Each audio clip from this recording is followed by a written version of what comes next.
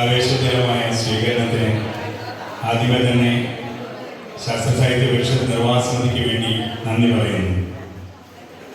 ശാസ്ത്ര സാഹിത്യ പരിഷത്തിനെ കുറച്ചേറെ പേർക്കെങ്കിലും നമ്മുടെ ജീവിത വഴികളിൽ എവിടെയെങ്കിലും വെച്ച് പരിചയപ്പെട്ടിട്ടുണ്ടാവും.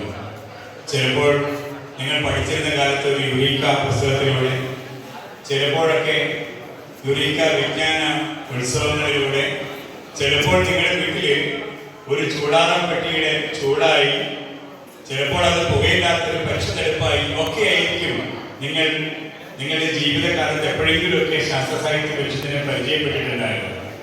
പക്ഷെ കേരളത്തിലെ ഒരുപക്ഷെ ഭൂരിഭാഗം ആളുകളും ശാസ്ത്ര സാഹിത്യ പരിഷത്തിനെ മനസ്സിൽ ഓർക്കുന്നത് ശാസ്ത്ര സാഹിത്യ പരിഷത്തിന്റെ ഈ ശാസ്ത്ര കലാജാഥയിലൂടെ അവതരിപ്പിച്ച പരിപാടികളുടെ പേരിലായിരിക്കും.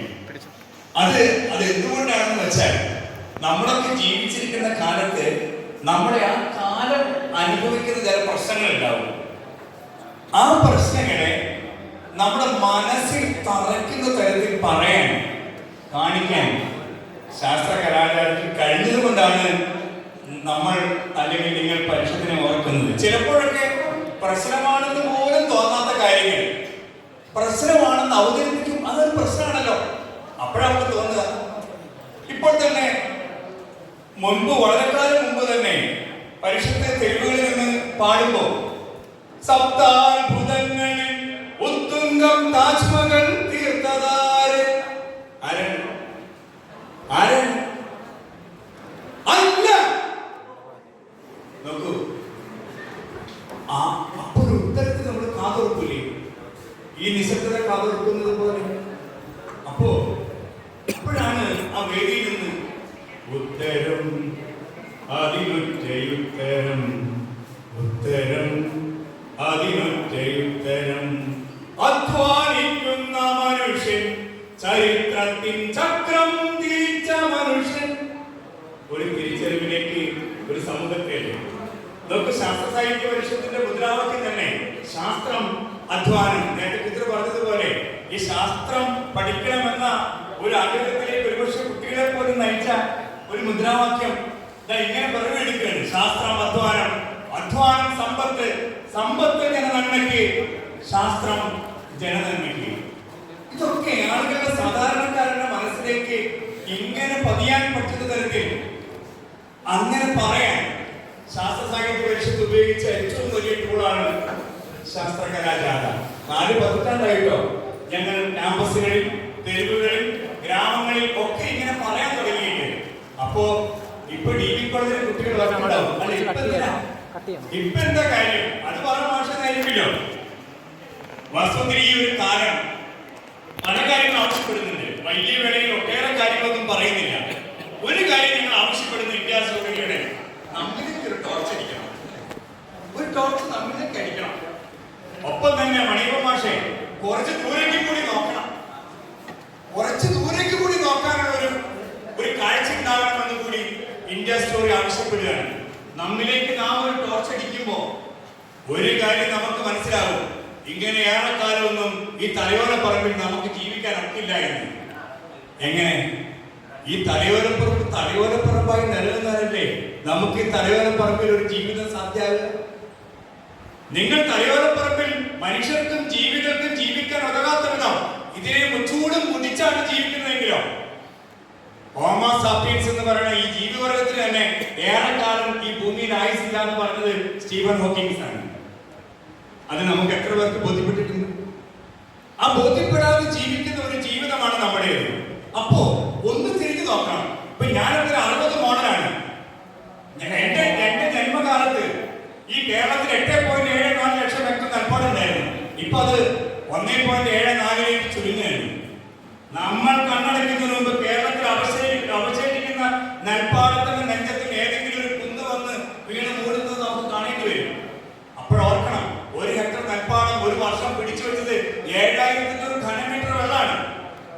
ഈ വെള്ളമാണ് മൂവാറ്റുപുഴയാറിനും നമ്മുടെ കിണറിനും നമ്മുടെ തോടുകൾക്കും ഒക്കെ തണ്ണീരായി കുടിനീരായി ചുരുത്തി തന്നത്.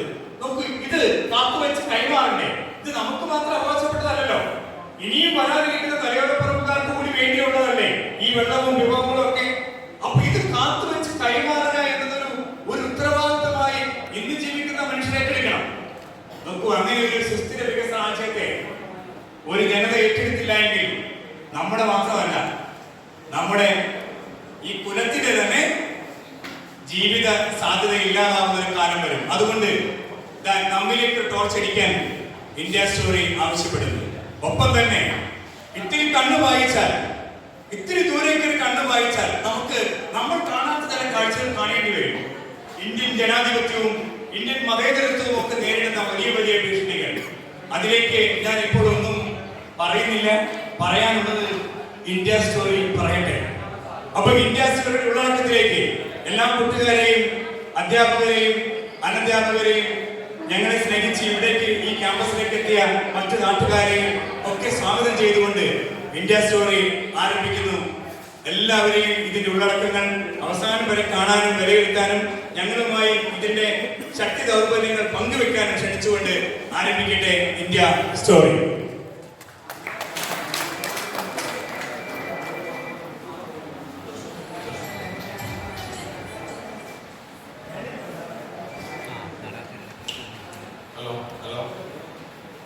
എല്ലാവർക്കും കുറച്ചുകൂടി ഫ്രണ്ടിലേക്ക് കയറിയിരിക്കുകയാണെങ്കിൽ ഉപകാരമായിരുന്നു കേട്ടോ. ബെഞ്ചൊക്കെ എടുത്ത് നമ്മളൊരു ഓഡിയൻസ് ഫ്രണ്ട്ലി ആയിട്ടുള്ള നാടകമാണ്. അതുകൊണ്ട് എല്ലാവരും ഒന്ന് പരമാവധി ഒന്ന് ചേർന്നിരിക്കുകയാണെങ്കിൽ വളരെയധികം ഉപകാരമാണ്. ബാക്കിലിരിക്കുന്ന സുഹൃത്തുക്കളൊക്കെ ഒന്ന് നമുക്ക് ഈ ഒരു വഴി മാത്രം മതി. ബാക്കിയൊക്കെ ഒന്ന് ഇങ്ങനെ ചേർന്നിരിക്കുകയാണെങ്കിൽ ഇവിടെ മുന്നിലെ ബെഞ്ചിലൊക്കെ സ്ഥലങ്ങളുണ്ട്. അപ്പൊ അവിടേക്കൊക്കെ ഒന്ന് ഇരിക്കുകയാണെങ്കിൽ വലിയ ഉപകാരമാണ്. അതുപോലെ എല്ലാവരും മൊബൈൽ ഫോൺ ഒന്ന് സൈലന്റ് ആക്കി വയ്ക്കുകയാണെങ്കിൽ വലിയൊരു ഉപകാരമാണ്.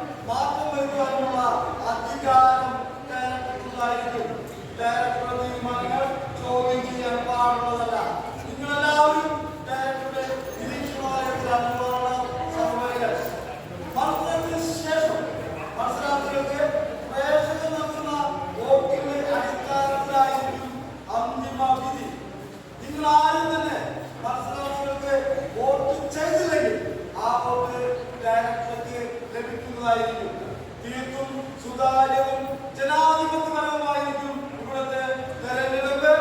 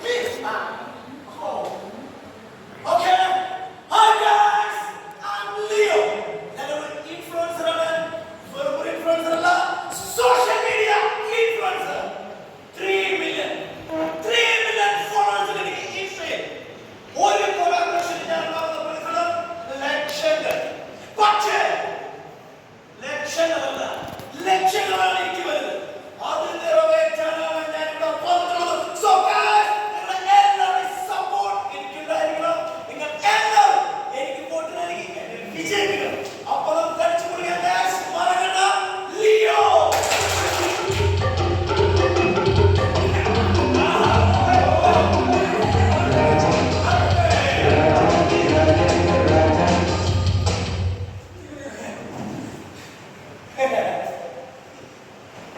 നമസ്കാരം, ഞാൻ മൊഴി, എഴുത്തുകാരിയാണ്. സാധാരണക്കാരുടെയും പാർശ്വവൽക്കരിക്കപ്പെട്ടവരുടെയും ഒക്കെ പക്ഷം ചേർന്നായിരുന്നു ഞാൻ എഴുതിയിരുന്നത്.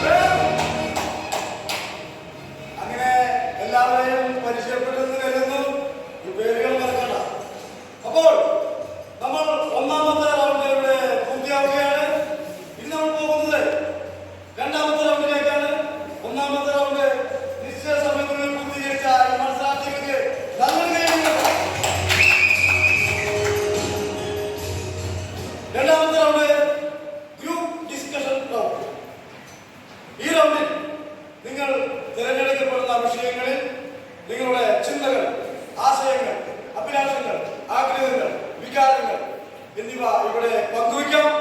അപ്പോൾ നമുക്ക് ആരംഭിക്കാം. രണ്ടാമത് റൗണ്ട് ഗ്രൂപ്പ് ഡിസ്കഷൻ റൗണ്ട്.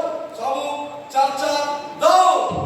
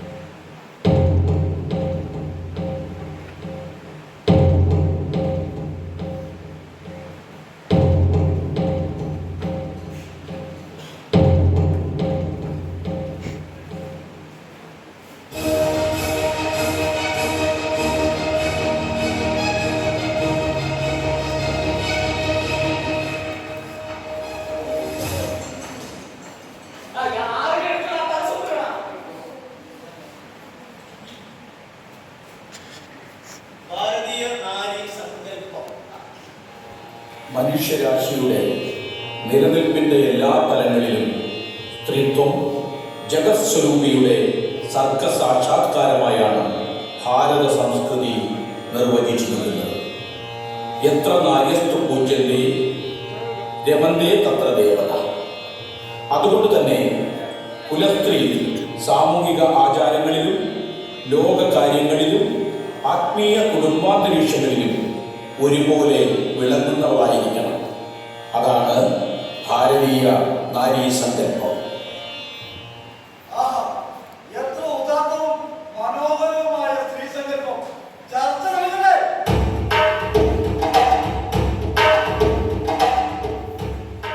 എന്തുദാത്തം? ഭർത്താവിന്റെ ചിതയിലേക്ക് ഭാര്യയെ ജീവനോടെ എറിഞ്ഞു കത്തിച്ചതോ? ചിതയിൽ നിന്ന് കുതിർച്ചാടിയ ബ്രോക്കർമാരെ വീണ്ടും ചിതയിലേക്ക് തള്ളിയിട്ടതോ? അതൊക്കെ പണ്ടത്തെ കാലത്തല്ലേ guys.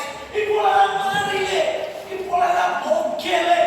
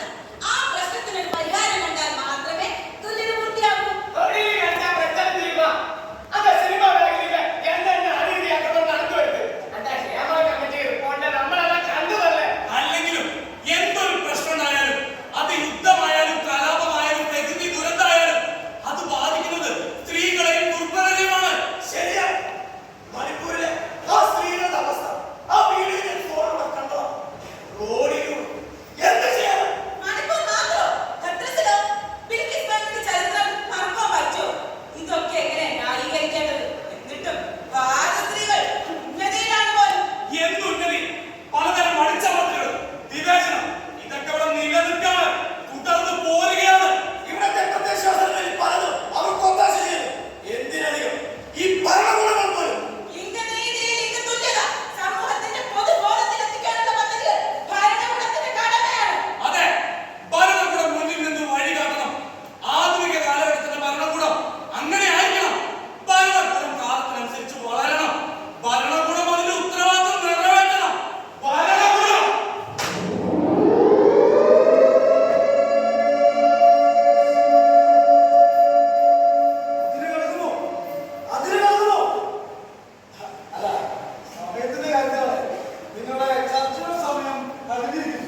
സാർ, ഞങ്ങൾ കൺഫ്യൂഷനിൽ എത്തുന്നേ ഉള്ളൂ. പ്ലീസ് സാർ, കുറച്ച് സമയം കൂടി. ഞാൻ ആദ്യം പറഞ്ഞത് ഇതൊരു മത്സരമാണ്. ഈ മത്സരത്തിൽ അതിന്റെ നിയമങ്ങളുണ്ട്. ഇത് സഹകരിക്കും. നിങ്ങളെ നമ്മളൊരു ബ്രേക്ക് എടുക്കുകയാണ്.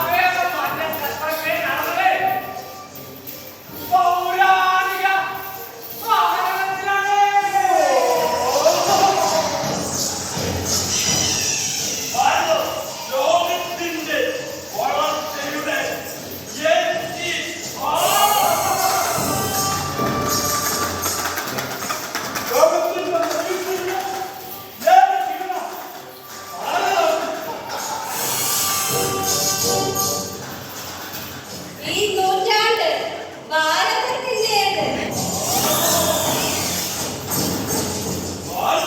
ലോകത്തിന് യുവശക്തി.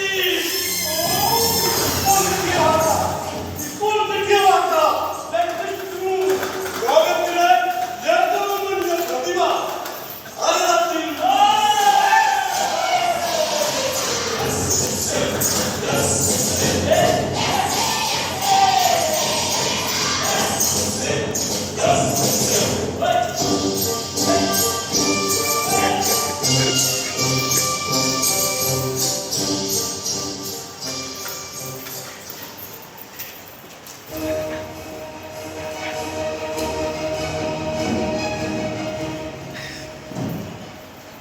അപ്പൊ പ്രകാശം ഈ തൊട്ടാൽ കൊടുക്കും.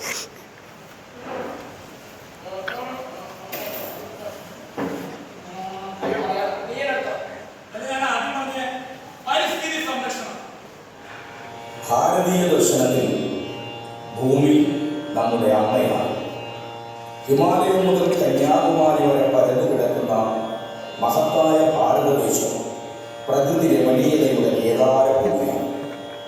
അപൂർവങ്ങളായ ധാതു വിഭവ സമ്പത്തുകൾ ഉള്ളിൽ വഹിക്കുന്ന രത്നഗർഭയാണ് ഈ പുണ്യഭൂമി. ആവോളം കറന്നെടുത്ത് വികസനത്തിലേക്ക് നമുക്ക് കുതിക്കാൻ വേണ്ടിയാണ് ഭൂമി മാതാവ് അവയെല്ലാം കരുതി വച്ചിരിക്കുന്നത്. പരിസ്ഥിതിയെ പറ്റി പറഞ്ഞാൽ ഞാനൊരു ഗ്രാമത്തവൻ. പാടങ്ങളും പുഴയും മലകളൊക്കെയുള്ള നല്ലൊരു ഗ്രാമം. സുഹൃത്തേ, പരിസ്ഥിതി എന്ന് പറഞ്ഞാൽ നിങ്ങൾ ഈ പറയുന്ന ഗൃഹാതുരത്വം ഉണർത്തുന്ന ഒരു സങ്കല്പം മാത്രമല്ല, അതിന് അതിനേക്കാൾ അപ്പുറം മാനങ്ങളുണ്ട്. നമ്മളടക്കം ഈ ഭൂമിയിലെ എല്ലാ ജീവജാലങ്ങൾക്കും നിലനിൽക്കാനുള്ള ഇടമാണ്, ചുറ്റുപാടാണ്, ആവാസ വ്യവസ്ഥയാണ്. അതൊപ്പം ധാരാളം ഭീഷണികൾ നേരിട്ടുകൊണ്ടിരിക്കുകയല്ലേ. അതിന്റെയൊക്കെ അനന്തര ദുരിതഫലങ്ങൾ നമ്മളൊക്കെ അനുഭവിച്ചുകൊണ്ടിരിക്കുകയാണ്. അതുകൊണ്ട് കാലാവസ്ഥാ മാറ്റം അത് പരിഗണിക്കാതെ പരിസ്ഥിതി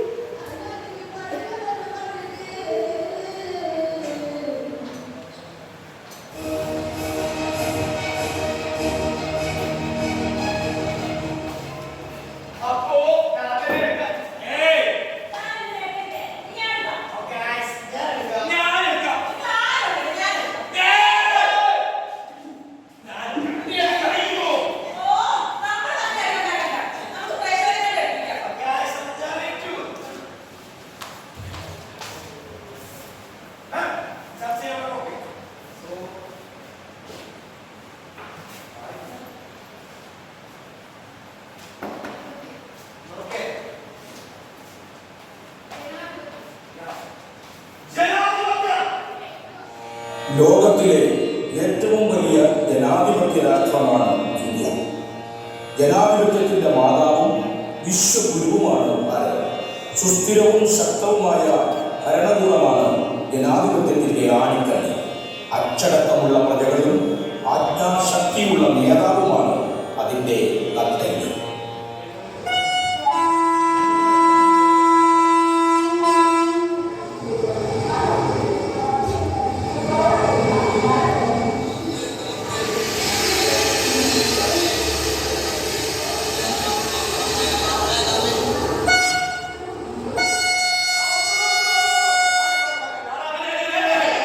Hey!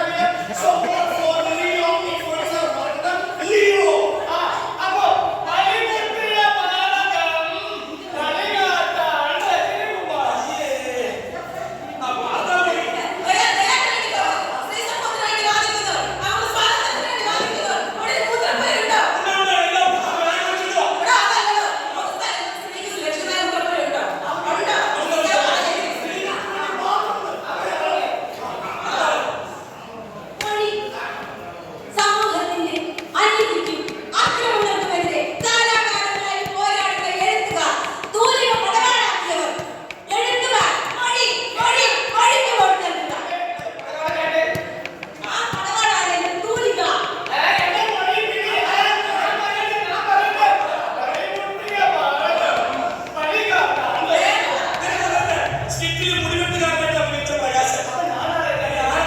റാപ്പിൽ നന്നായി ഡാൻസ് ചെയ്ത പ്രകാശൻ. ഈ സ്കിറ്റിന്റെ കാര്യം നമ്മൾ സോമന് കാര്യമാണ് അവര് പറയുന്നത്. എനിക്ക് പറയുന്നത് കസേര. ഇനി ഞാൻ വേറെ പറയാം. ഇതിലേക്ക് മാത്രമേ കേൾക്കാം. ശരിയാ.